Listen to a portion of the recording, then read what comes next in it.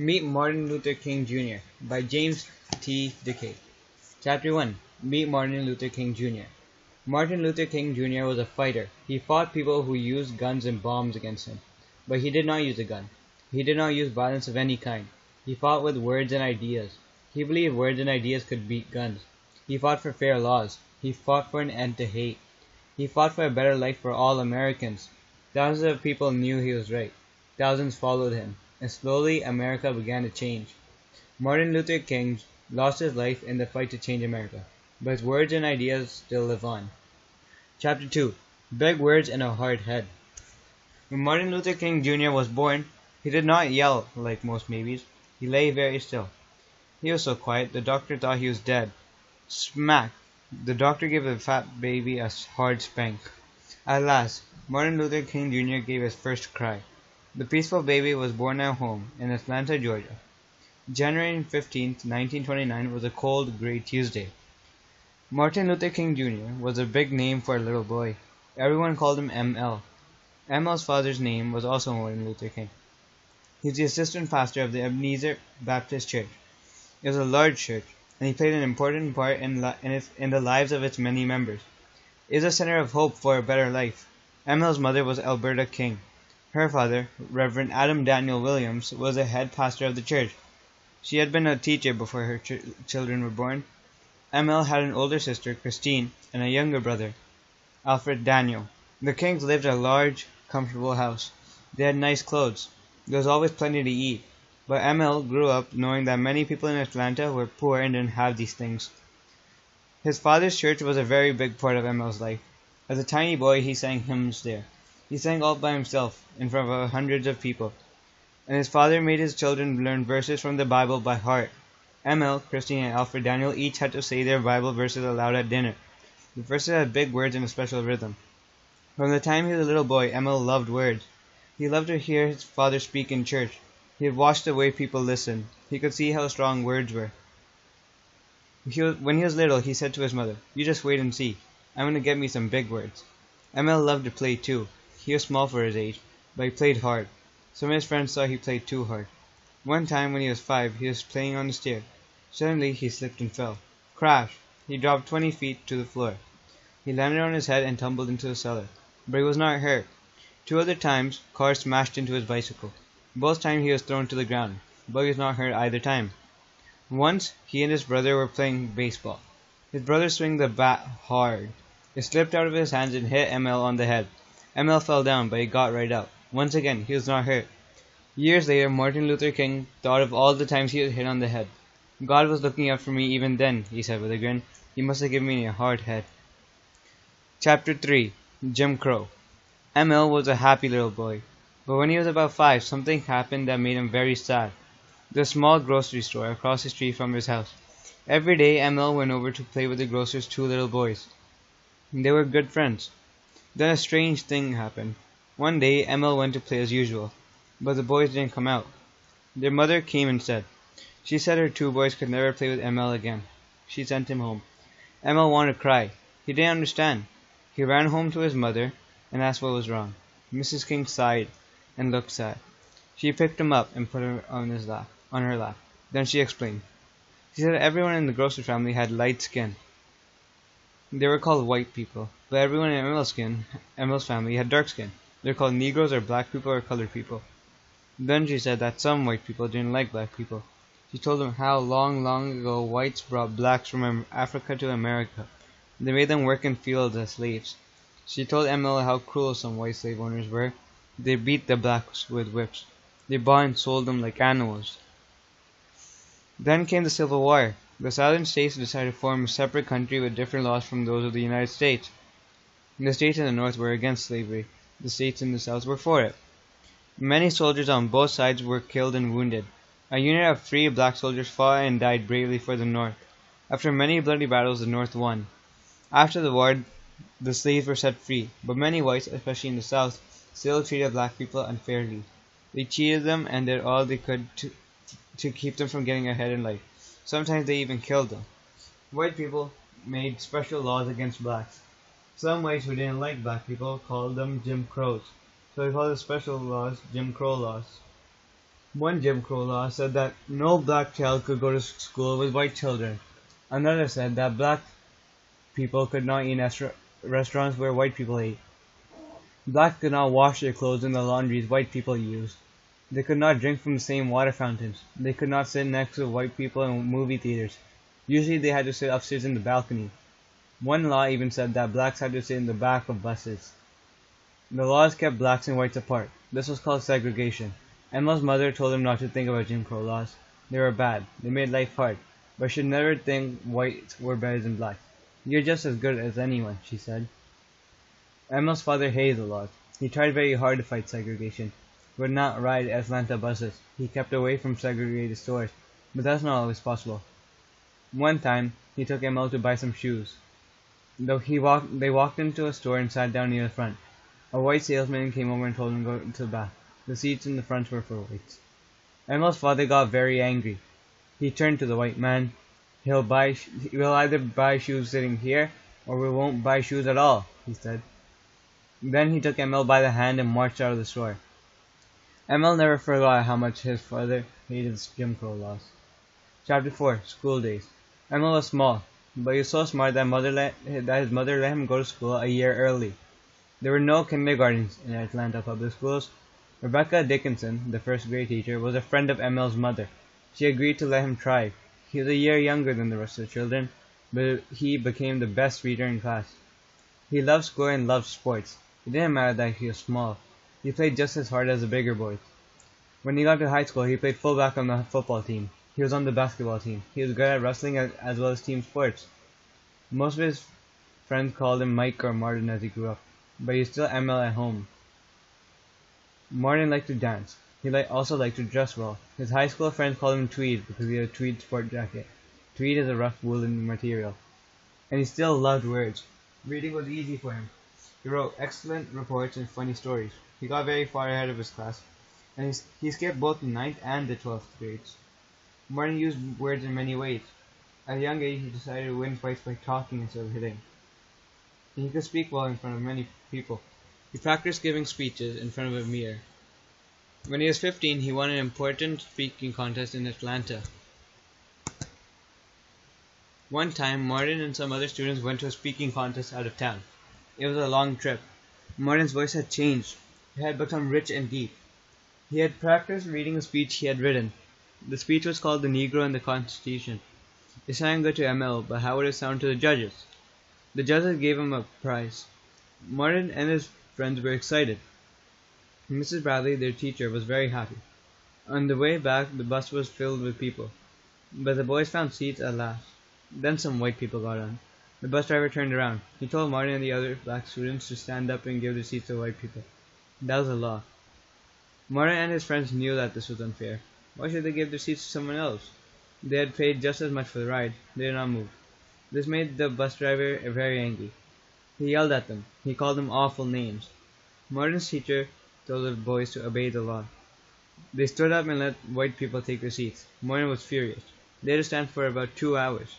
He had never been so angry in his life. It was hard not to hate all white people. Now Martin hated the Jim Crow laws as much as his father did. But what could he do to fight them? Chapter 5. Gandhi's Way. Martin started at Morehouse College in Atlanta when he was just 15. Both his father and grandfather had gone there. Many famous black men were Morehouse graduates. Martin never missed a class. He read, listened, and discussed new ideas. Martin was not quite sure what he wanted to be. He did know that he wanted to serve black Americans. But how? He thought about becoming a lawyer, or perhaps a doctor. His mother thought that was a good choice. During high school, he was sure of one thing. He did not want to be a minister like his father. But at Morehouse, he changed his mind about it. He started the life and writings of Henry David Thoreau. Thoreau had been an American thinker with different ideals. He believed that people should not follow unjust laws. Thoreau felt slavery was unjust. He refused to pay taxes and went to jail to show he was against slavery. Martin thought more black people should know about Thoreau's ideas. People listened when a minister spoke. Maybe as a minister, he could do more to help black people. Martin's father was pleased, but he didn't tell Martin. He asked his son to speak in church, to see how well he could do. It was Martin's first sermon. He was only 17.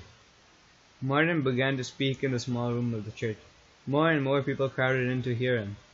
Soon everyone had to move to the big hall. Martin gave a very good sermon. His parents were very proud. A church member said, "We felt the Lord had laid his hands upon him." In the summer, Martin worked. He did not get jobs that paid well, and he soon learned an important lesson. Blacks were paid less than whites for equal work. He loaded trains and trucks. He did hard work in factories. These were the jobs most black men did. Martin wanted to live the hard life of black working men. Maybe he could see a way to make life better for them. After Morehouse, Martin went to a special college for ministers. It was Crozer College in Pennsylvania. There were no Jim Crow laws in Pennsylvania. At Crozer, Martin went to school with white people for the first time. He liked some of them very much, but he saw there were different kinds of white people. There were only half a dozen black students at Crozer, but Martin was elected president of the student body. At Crozer, Martin learned about Mohandas Gandhi. He had led India to independence from British rule. Gandhi had also studied the role. Like Martin, Gandhi had lived under cruel and unfair laws, but he and his people found a way to fight these laws. They simply broke them. When the police threw them in jail, they didn't fight back. This way of fighting was called passive resistance. Soon the jails of India were filled. There was no one left to do the work. At last, the leaders had to change the laws to get the country going again. Gandhi was patient. He used passive resistance. He went on a long fast when he did not eat for months. His fame spread throughout the world. At last he won independence for India. And he won it without hurting or killing people. Martin read more and more about Gandhi. Could Gandhi's way work against the Jim Crow laws? Chapter 6. Three Choices. Martin was the best student in his class at Crozer. When he graduated, he won an award of $1,200 to go to another college. He chose Boston University in Massachusetts. He wanted to study the ideas of more great thinkers. What had they said about how people should live? Martin and his friends liked to discuss these ideas. They met for coffee in the apartment Martin shared with a friend from Morehouse. At first they formed a club for black men, but soon both white students and women joined them. They talked of ways to make life better for all people. Martin had many friends, black and white. In Boston he had no favorite girlfriend. Then a friend told him of a lovely young woman from Alabama. Her name was Coretta Scott. She was studying to be a singer. They made a date to have lunch between her classes at music school. The day they met, Martin could not stop looking at Coretta. She was very beautiful and she was very smart. She could share her ideas with her. They talked and talked. "You're everything I'm looking for in a wife," he told Coretta. They began to spend every spare moment together. They went to concerts and took long walks. Coretta cared about the rights of black people as much as Martin did. Soon he asked her to marry him. It was hard for Coretta to decide. She was a very good singer. She had planned to sing in concert halls all over the country. If she married, she might have to give up her singing. He wondered if she loved Martin enough to do it. At last she decided that she did. On June 18, 1953, Martin and Coretta were married in Alabama. Martin's father performed the ceremony. His brother A.D. was the best man. Martin and Coretta finished their studies in Boston. It was time to decide what to do. They had many friends in Boston. They had black friends and white friends. And Boston was in the north, where there were no Jim Crow laws. Life might be better for them there. Several colleges offered Martin teaching jobs. Some churches in the north asked Martin to be their minister. It would be easier to live in the north, but Martin said no. He wanted to help black people. The place to start was in the south, where life was hardest for them. Martin took a job as the pastor of Dexter Avenue Church. It was a small church in Montgomery, Alabama, but many of the black doctors, lawyers, and business people belonged to it. In May, the Kings settled in a big white house near Dexter Avenue Church. On Sundays, Martin preached at the church and Coretta sang in the choir. Martin visited the sick. He helped the poor. He spoke up about unjust laws. Soon he was an important leader in Montgomery. Montgomery was a segregated city like Atlanta. There were lots of Jim Crow laws. Whites and blacks went to different schools. They rode in different taxis. They went to different churches. Martin met with blacks who wanted to fight against segregation. They talked about taxi and about schools. Most of all, they talked about the city buses. All bus riders, black and white, paid at the front door. They paid the same amount, but often only the whites got to sit down. All the drivers were white. They made the black riders climb off the bus after they paid. Then they had to walk to the rear door and climb back on. Only then they could sit down. That is if the driver did not pull away the rider's money before he or she could get on again. and if white people wanted seats in the back, the blacks could not sit down at all. Some drivers were rude to black people. They called them N-words and other terrible names. Blacks hated to ride in the city buses. Each time they paid the fare, they were reminded that they were second-class citizens, but they had to get to work. What else could they do? Chapter 7. Rosa Parks. On December 1st, 1955, a black woman named Rosa Parks did something about the Jim Crow law buses. Mrs. Parks worked at a department store. That evening, she climbed on a bus and sat down. Each time the bus stopped, more people got on. Soon, no seats were left in the white part of the bus. At the next stop, some white people got on. The driver got up and walked over to Rosa Parks. He told her to give her a seat to a white person.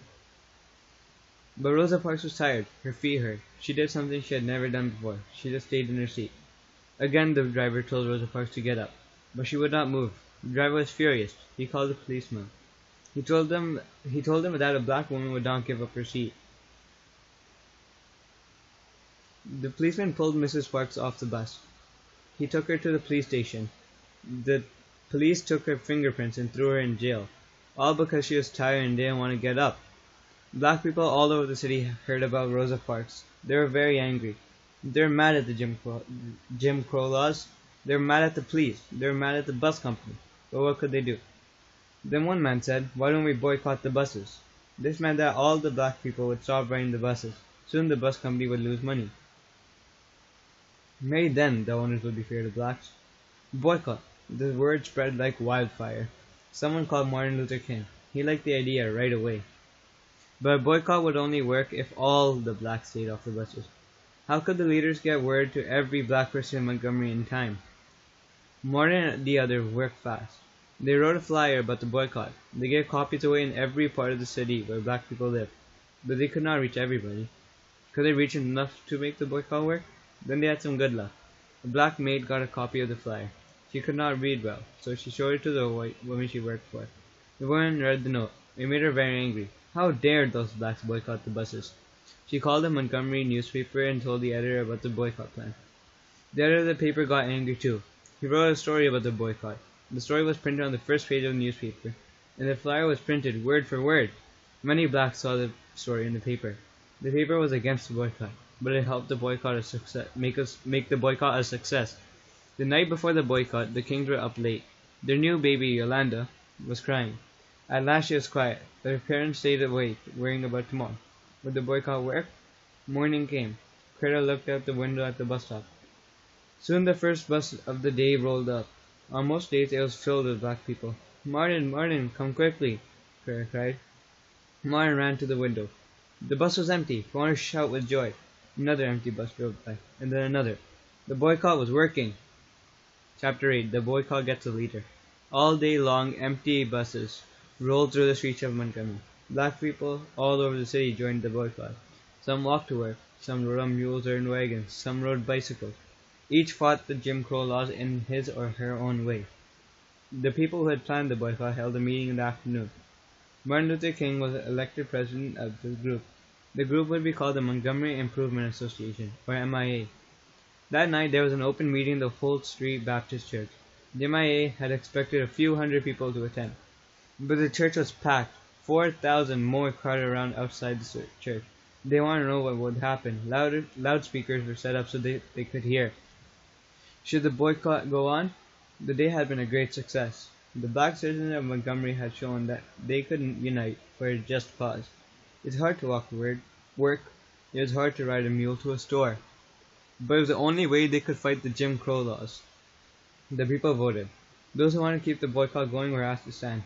All through the crowded church, people rose to their feet. They looked around. Everyone there was standing. All the blacks were willing to stay off the buses. A cheer went up. The boycott would continue.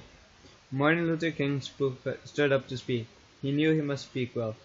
Black people in Montgomery were doing a brave and dangerous thing, and they trusted him to lead them. "There comes a time when people get tired," he said. "We're here this evening to say we are tired of being kicked about." Everyone cheered wildly. The bus boycott would continue, and the black citizens of Montgomery had a leader. Chapter 9. The Whites Get Tough. The boycott went straight through into January. Black people still walked. They still rode mules and shared cars. People all over the country, both black and white, sent money to help the boycott Montgomery. Martin and the MIA began to round up hundreds of cars. Black people began to drive each other to work in carpools. White and black airmen from a nearby airbase helped too. Now white people in Montgomery were angry. The men who ran the bus company were furious. They were losing money. They wanted the boycott stopped. The mayor hated it. He told the police to get tough with the boycott leaders. The police did get tough, and the first person they got tough with was Martin Luther King Jr. One day Martin was driving his car down the street. All at once two white policemen stopped him. "Get out, King," they said. "You're under arrest for driving 30 miles an hour in a 25-mile zone." Martin knew they were wrong, but he had to obey. They pushed him into their car and drove him to jail. The news spread fast. Soon a large crowd of angry blacks had gathered outside the jail. The jailer was afraid they might break in. He set King free, but King did not stay out of jail long. The police arrested him again and again. The police were not the only ones who tried to stop King. One night, Martin spoke at a meeting. Carter stayed home, talking to a friend. A car roared past the house. A man in the car threw something out. Carter heard a loud thump on the porch. She thought someone must have thrown a brick, but she was worried. She grabbed the baby and led her friend to the back of the house. Just then there was an explosion. It was a bomb. The bomb blew a big hole in the porch. Most of the front windows were broken, but no one was hurt. Someone rushed to tell Martin. The explosion was so loud that it was heard from blocks away. Soon a crowd of angry black people stood in front of the house. White policemen drove up and told them to go home, but they would not move. When the mayor came, the crowd muttered in anger. The king arrived and spoke to the crowd. "Don't get panicky," he said. "If you have weapons, take them home. We must meet our white brother's hate with love." He told others would try to stop him. But still, black people must use peaceful ways to fight for freedom. "If I am stopped, our work will not stop, for what we are doing is right." "God bless you, son," someone cried. Slowly the crowd broke up. Someone had tried to kill Martin Luther King, but he had talked of love. The police were amazed. "I owe all my life to that Negro preacher," said one of them. Chapter 10. Victory. It was March. The Battle of the Buses dragged on. The white leaders of Montgomery decided to try something new. They arrested the boycott leaders for stopping the bus company's business. Martin Luther King went to court. He was found guilty and fined $500. But he didn't mind. Money would come from somewhere. He knew his fight for justice could not be stopped. And so did his people. A big crowd cheered him as he left the court. "Long live the king!" they cried. 8 months later, Martin Luther King sat in court again. It was November 13th, 1956. White leaders had a new plan. They said the MIA carpools took business from the bus company. They asked the judge to say that the carpools were against the law. King was worried. It looked as if the judge would make the MIA give up the carpools.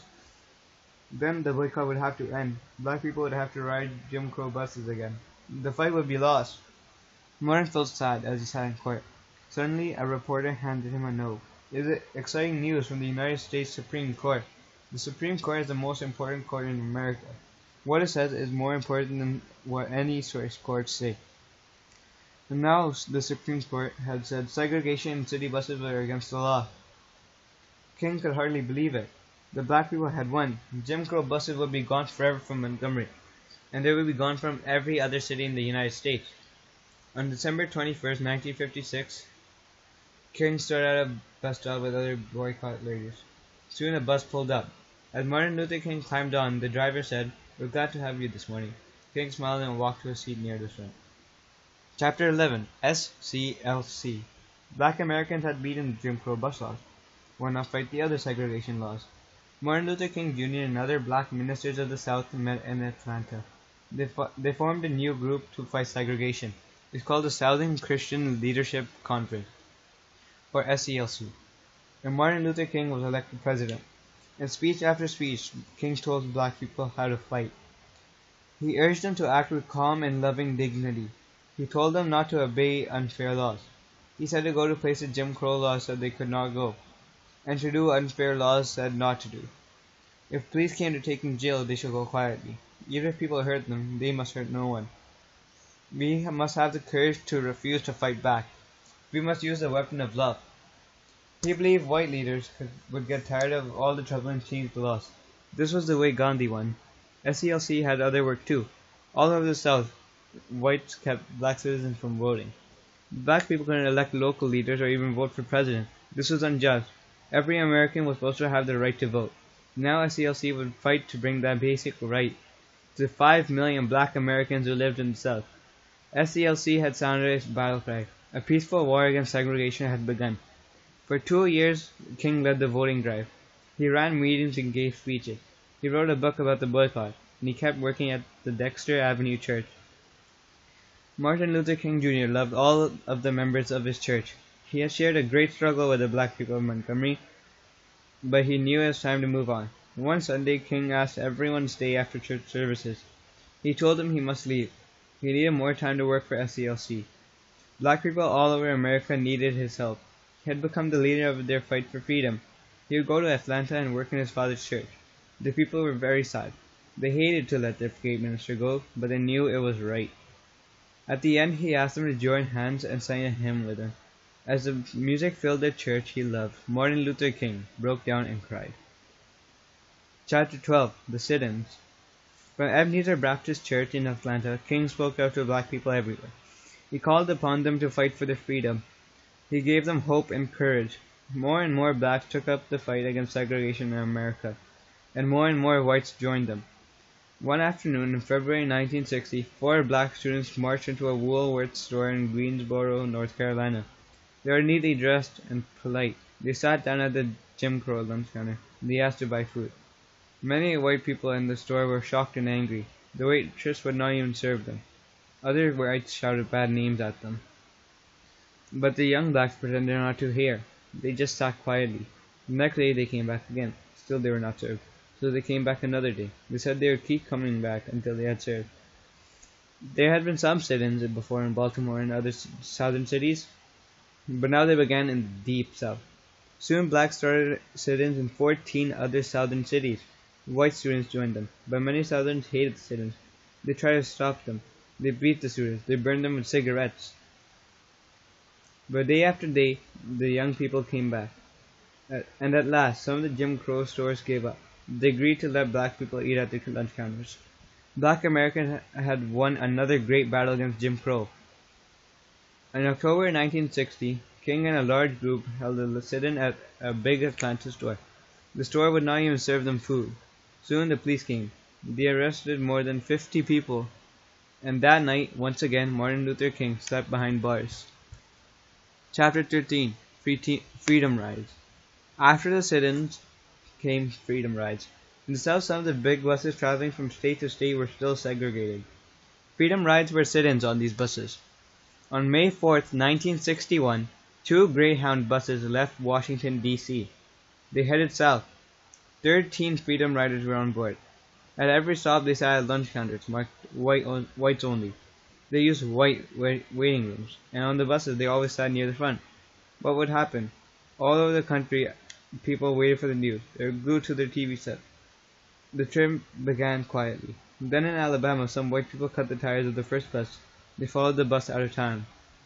Soon the tires went flat. When the bus stopped, the white people set it on fire. As the frightened riders ran out, the whites attacked them. The group had to give up the trip, but another group took over. Soon, however, they too were attacked. The next night, the Freedom Riders held a huge meeting in the church in Montgomery, Alabama. Martin Luther King rushed to Montgomery to speak. While he spoke, a crowd of angry white people tried to break into the church. King asked his people to sing the freedom song, We Shall Overcome. As stones and bottles hit the church, the blacks inside, we are not afraid. At last, soldiers sent the crowd home. In the next days, a new group began to plan more freedom rides. King was one of the leaders. For months the rides went on. TV crews followed them. The whole world watched. Support for the freedom riders grew stronger and stronger. At last the U.S. government sent out an order. It said segregation in all buses, trains, and waiting rooms were against the law. The freedom riders had won. King had a new plan. Sit-ins at lunch counters and on buses had worked. Why not a sit-in for a whole city? In December of 1961, freedom riders were arrested in Albany, Georgia. King began a great sit-in to end all the segregation laws in Albany. For months he led marches. He led sit-ins all over the city. Somehow nothing happened. White leaders didn't change the laws. The black people gave up. It was the first time Martin Luther King had lost a fight. Chapter 14. Birmingham. Martin Luther King did not win in Albany, but he learned something there. He learned he could not fight a whole city with only a few hundred people. He needed an army. He needed thousands of Americans to march against Jim Crow. He needed thousands who were not afraid to go to jail, and still more thousands to keep marching. He would show the whole country how much black people hated segregation. He would make white leaders see that they had to end Jim Crow laws. Where would he find such an army? Where would he fight his next battle? He picked Birmingham, Alabama. Birmingham was known as the worst Jim Crow city in America. In April 1963, King led a group of 40 marchers towards City Hall. They would demand to talk to white leaders. On they came. 1,000 blacks lined the streets, shouting, "Freedom has come to Birmingham." The police were waiting. The chief was a tough white man named Bull Connor. He made life hard for the black people of Birmingham. Bull Connor watched the marchers coming. "Stop 'em!" he shouted. The police moved in. They rounded the marchers up and threw them in jail. Whenever King was put in jail, he called Coretta right away. But this time he did not call. 2 days passed. Coretta was very worried. Then at last a call came. But it wasn't from Martin. It was from John F. Kennedy, the President of the United States. "I wanted you to know," he said. "I've talked with Birmingham. I've arranged for your husband to call you." He told her that Martin was all right. It was wonderful news for Coretta. Soon King was out of jail and marching again. Each day more people marched with him, and each day the police got tougher. They beat the blacks with clubs. They used fierce police dogs to attack the marchers. They turned fire hoses on them. The water hit like a hammer. It was so strong that it smashed the marchers to the ground.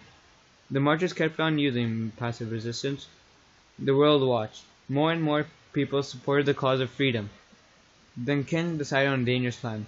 There'd be a children's march. He didn't think police could be cruel enough to attack young children. The black children of Birmingham gathered one morning in May. They began to march, and as they marched they sang, "Deep in my heart I do believe we shall overcome someday." Bull Connor's police blocked off the street. They waited. The singing children marched toward them. Then the police hit them with everything they had. Hoses, dogs, clubs. They packed 1,000 children off to jail. Some were only 6 years old. The blacks of Birmingham could hardly believe it. The rest of the country could not believe it either. What kind of men could put a 6-year-old in jail?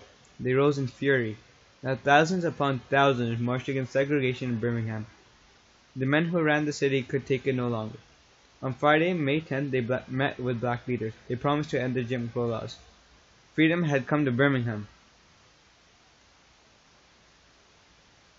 Chapter 15. I Have a Dream. All over America, black people watched the news from Birmingham. They said, "If blacks are brave enough to march in Birmingham, we can march too." Now blacks marched everywhere. More whites joined them. During the long, hot summer of 1963, the crowds grew bigger.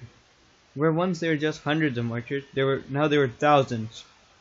Where once there were thousands, there were hundreds of thousands. They marched and sang in more than 800 cities. They marched for the end of unfair laws. They shouted for the end of segregation. They cried out for freedom. Then on August 28, 1963, Martin Luther King and other black leaders marched right into Washington, D.C. Over 250,000 people marched with them. They came from all over the country. They came by train and plane. They came by bus, by car, and on foot. Most of the crowd was black. But there were thousands of whites. They wanted to show that they hated segregation too. They wanted to join the fight for freedom. It was not an angry crowd. The people were proud and happy. They sang songs and listened to speeches. Many black leaders gave fine speeches. But Martin Luther King gave a speech America will never forget. "I have a dream today." His voice shook with feeling. "Someday," he said, "little black boys and little black girls will join hands with little white boys and white girls and walk together as sisters and brothers. I have a dream today." A cheer went up from the crowd. "Someday," King went on, "all God's children would join hands. Together they would sing the words of the old black song, 'Free at last, free at last. Thank God Almighty, we're free at last.'" When he finished, many of the marchers were crying. They stood and cheered Martin Luther King. Then everyone joined hands, blacks and whites together, and sang, "We shall overcome." It was a day that will never be forgotten by anyone who was there. It was a day of high hope. But less than 3 weeks later, a bomb was thrown into a Baptist church in Alabama. It killed 4 little girls. It hurt 21 other children. Black Americans were not even safe in church. The country was shocked. The governor of Alabama was against integrating the schools. His speeches were full of hate. The king blamed the governor for the violence. At the memorial service, King tried to quiet the anger blacks had felt with hope. The children did not die in vain, he said. God still has a way of bringing good from evil. Then violence struck again. President John F. Kennedy was killed in Dallas, Texas. He had fought hard for a civil rights bill. The vice president, Lyndon Johnson, became president. In his first speech to Congress, he asked the lawmakers to honor the memory of President Kennedy. The best way they could do it was by passing the civil rights bill. He urged them to do it as soon as possible. In 1964, President Johnson signed the Civil Rights Act. Martin Luther King Jr. stood right behind him. It was a great victory, but it did not assure the voting rights of all Americans. Martin knew he would keep on marching. Chapter 16: The Nobel Prize. Martin Luther King was a famous man. He spoke and worked all around the country, but he tried to be with his family as much as he could. Mrs. King worked for freedom too. Whenever she could, she marched at her husband's side. The Kings had 4 children now. There were 2 boys, Maury and Dexter, and 2 girls, Yolanda and Bernice. They loved to play with their father. Somehow he found time to pitch a baseball, push a swing, and roughhouse with them. Martin Luther King was often in jail. This was hard for the children to understand. Your daddy went to jail to help people, Mrs. King once said. Soon after, Yolanda heard on television that her father was in jail again. She burst into tears. Don't cry, Yoki, said little Martin. Daddy's gone to help more people. One of the most important prizes in the world is the Nobel Peace Prize. Every year, the country of Norway gives it to the person who has done the most for peace. In October of 1964, the Norwegian government sent out an exciting announcement. Martin Luther King Jr. had won the Nobel Peace Prize. He was the youngest person ever to receive it. King flew to Oslo, Norway, to accept the prize. His whole family and many black leaders made the trip. The trip was a medal and $54,000. King gave the money to several civil rights groups. He said it belonged to all the men and women who had marched for freedom by using non-violence. He said the prize was just not for him. It was for all men who love peace and brotherhood. Then the Kings traveled around Europe. They met important leaders. Crowds cheered them. Governments honored them. But soon they left for home. They had work to do. He spoke to a packed church when he came back. I've been to the mountaintop, he said. I really wish I could stay, but I must go back to the valley. There are people starving in the valley. There are those who need hope, and I still have a dream. Chapter 17: Selma and the North. Martin Luther King stopped to rest his feet. He was leading 650 people on a long, hard march from Selma, Alabama to Montgomery, the state capital. For weeks, King had been working for fair voting laws in Selma. A young black working with him had been shot by a policeman. King had called on his people to march. They would show that blacks would risk their lives for the right to vote. Many priests, rabbis, ministers, and other white people from the north had joined the march. King knew the march would be dangerous. I can't promise that I won't get you beaten, he told his people. I can't promise that I won't get your house bombed. But we must stand up for what's right. It was a 50-mile march. Twice the marchers had tried to get through. Police had met them on the road with whips. They knocked them down and trampled them with their horses. Then President Johnson sent soldiers to protect the marchers. But two would never march again. A young minister was beaten to death by an Alabama mob. Later, a white woman from the north was shot and killed. But on the others marched, mile after mile, and at last, on March 25, 1965, they reached Montgomery. King spoke to his people. How long would they have to wait for freedom? Not long, he said, because no lie can live forever, and segregation was a lie. Soon after, the U.S. Congress passed a voting rights bill. President Johnson signed it. Millions of blacks could vote at last. Now King turned north. He began to work in the city of Chicago. There were no Jim Crow laws in northern cities, but black people still had problems. Many whites would not rent to blacks, and most blacks were poor, so they had to live in slums. In Chicago, more than 800,000 blacks lived in row upon row of dirty buildings. There were rats and bugs, and often no heat. Kings helped blacks in Chicago form groups. They tried to make owners clean up the building and give them heat. He led many marches for open housing. The marches were pelted with stones and bricks. At last, Chicago leaders signed an agreement. They said owners could not refuse to rent to blacks. Now, King carried the fight to other cities in the north. Chapter 18. Tired of waiting. Martin Luther King had carried the fight around the country, and slowly life was getting better for some black people. The United States had passed civil rights laws, but states like Alabama and Mississippi did not obey them. And now the civil rights movement faced a new problem. This time it did not come from whites, it came from other blacks. In August of 1965, Watts, a neighborhood in Los Angeles, California, exploded. Rioting mobs of angry blacks broke into stores and stole things. They set fire to buildings, yelling, "Burn, baby, burn!" When police couldn't stop them, soldiers had to be called in. The rioting went on for 6 days. About 35 people were killed and many more were hurt. A wave of fear was swept over the country. Blacks were sick and tired of waiting for a better life. They were tired of slums and Jim Crow, tired of bad jobs and poor pay, and they were tired of hearing Martin Luther King asking for them to be patient. Blacks had been stoned, bombed, and shot to death in the fight for freedom. Even their white supporters had been killed and beaten. Shouldn't they fight back? Now many black people listened to new leaders, younger and louder than King. One of them, Stokely Carmichael, said the answer was black power. He said, "We don't need white phonies and liberals. Blacks should stick together to be strong," he argued. Some of these new leaders want to break away and start a new country. Others want to return violence with violence.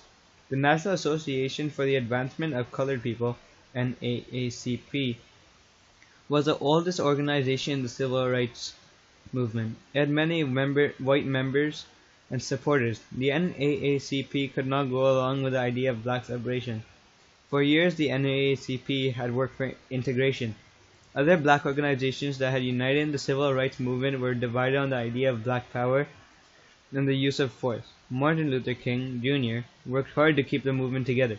He would not give up his belief in people power and nonviolence. He understood that many of the young people calling for black power had lost hope. They had given up on nonviolence and passive resistance, but the laws were better. But the will of those in power to enforce the laws was weak. President Johnson had denounced the Ku Klux Klan. That was the white group responsible for most of the killings, bombings, and beatings. But even when Klan members were arrested, they were usually let off. The bitterness of leaders like Stokely Carmichael upset King. If King followed them, there would be worse violence all over the country. He feared that riots might start in other cities. The condition that had caused them had not changed. King knew it was hard for his people to wait for freedom. He knew it took a long time to change bad habits. New laws were not enough. He agreed that America wasn't changing fast enough. But he asked his followers to use peaceful means to get what they wanted. "Let us not despair," said King. "Let us not lose faith in man and surely not in God. We must believe that man can be lifted from the valley of hate to the high mountain of love. Fight harder," he said, "but in a new way. Money is green. Green power. That's the kind of power we need. What good does it do to be able to eat at a lunch counter if you can't buy a hamburger?" With more money, black people could have better houses and clothes and food. They could live better lives. King began to plan a new march on Washington, a poor people's march.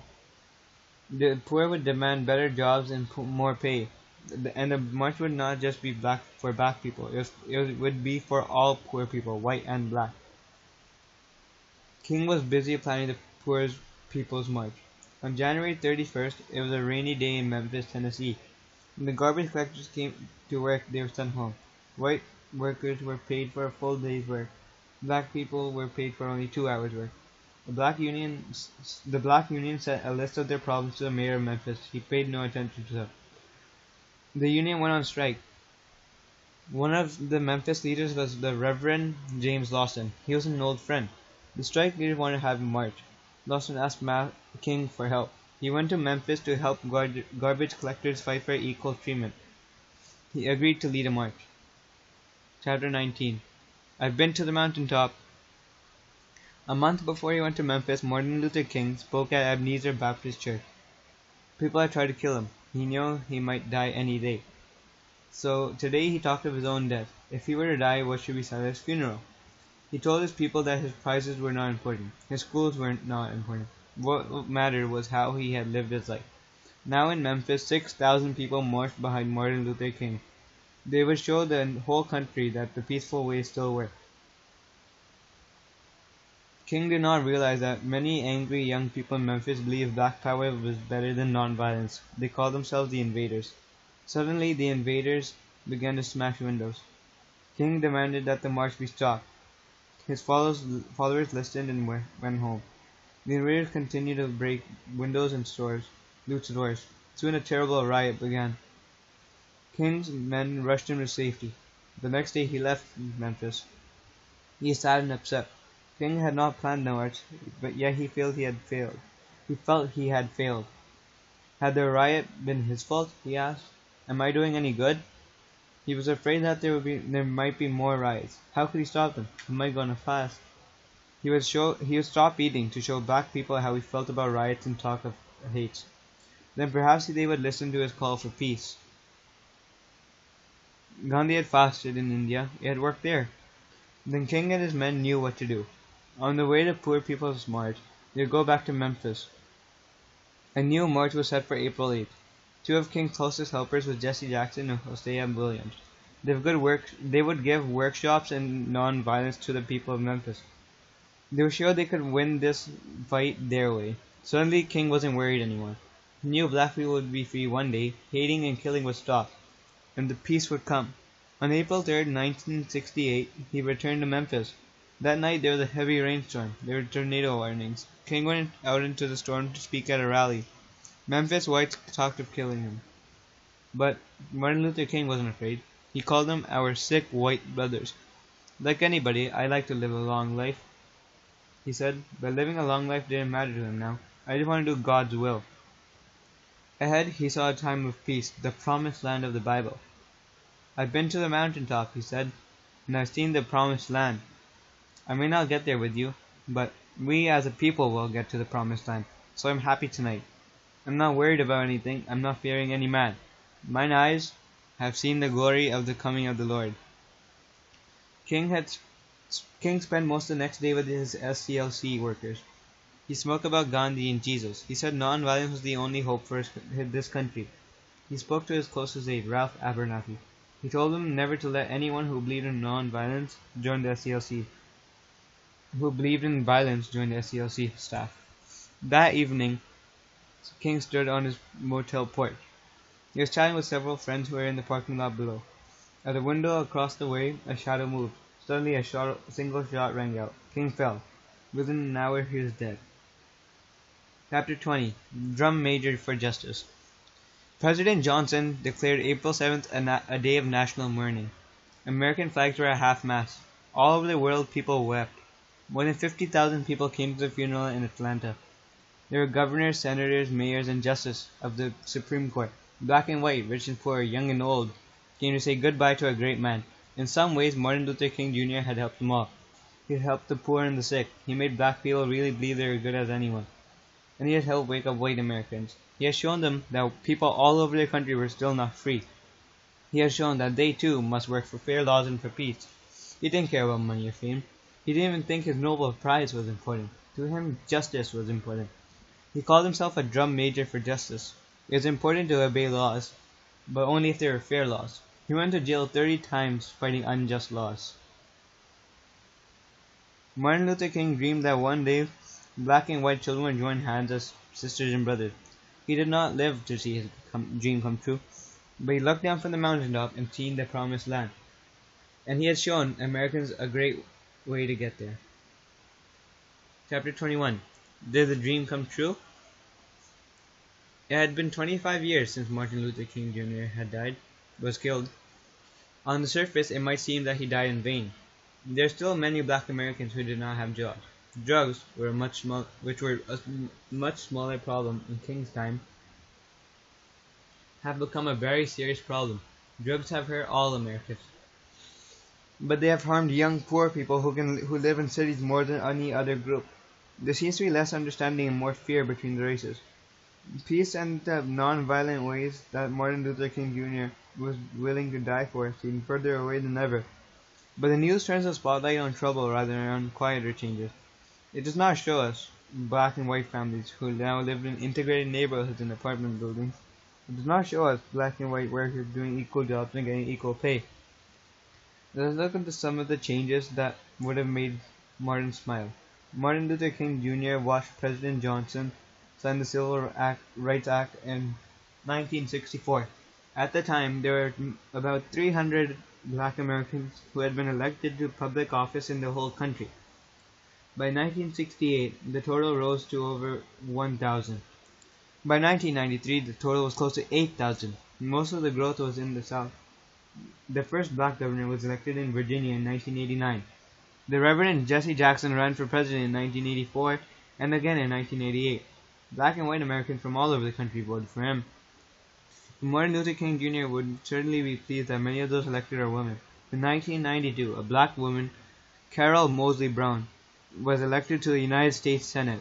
There are black Americans in every branch of the federal government, from the Congress to the Supreme Court. Black men and women report the news on television. Television shows the whole country that there are many outstanding black Americans. They can be seen in the military, business, and sciences, from the medicine to the space program. January 15th, Martin Luther King's birthday, is now a national holiday.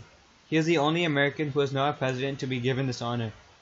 It is a chance for all of us to remember his message of peace and freedom.